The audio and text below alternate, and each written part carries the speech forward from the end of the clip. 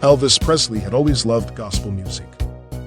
He grew up listening to it in church and at home, and he often sang it with his family and friends.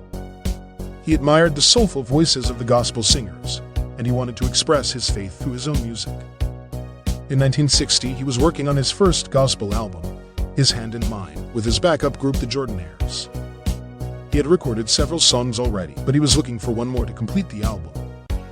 He came across a song called Crying in the Chapel, written by Artie Glenn and recorded by his son Darrell Glenn in 1953. The song had been a hit for several artists, including the Orioles and June Valley, but Elvis felt a special connection to it.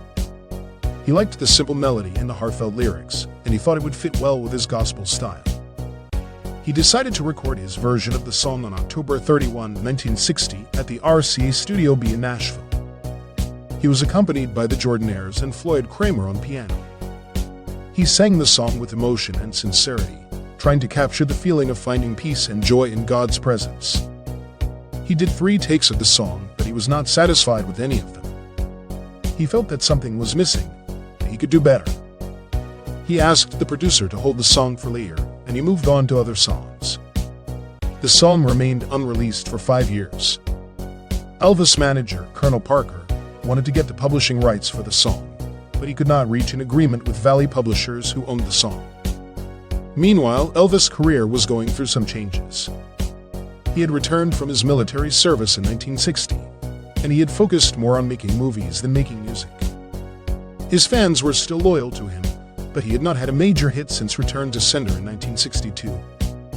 He was also going through some personal troubles, such as his divorce from Priscilla Presley and his addiction to prescription drugs.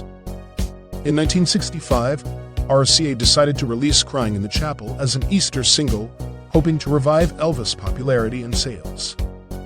They did not expect much from the song, but they were surprised by its success.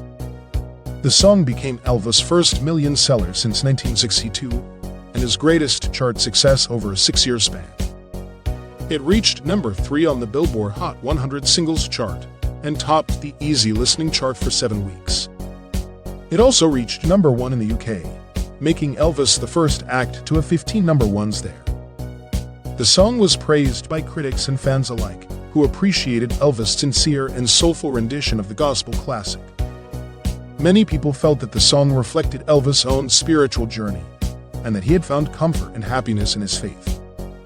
The song also inspired many other artists to record their own versions of it, such as Aretha Franklin, Bob Marley, Roy Orbison, and U2.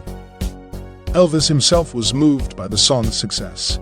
He felt that it was a sign from God that he was still loved and blessed, despite his struggles and mistakes. He also felt that it was a tribute to his mother, Gladys Presley, who had died in 1958 and who had introduced him to gospel music. He often dedicated the song to her when he performed it live. Crying in the Chapel became one of Elvis' favorite songs and one of his most enduring hits. It showed his fans and the world that he was more than just a rock and roll star. He was also a man of faith and soul. It also showed him that he could still touch people's hearts with his music, and that he could still find hope and joy in God's love.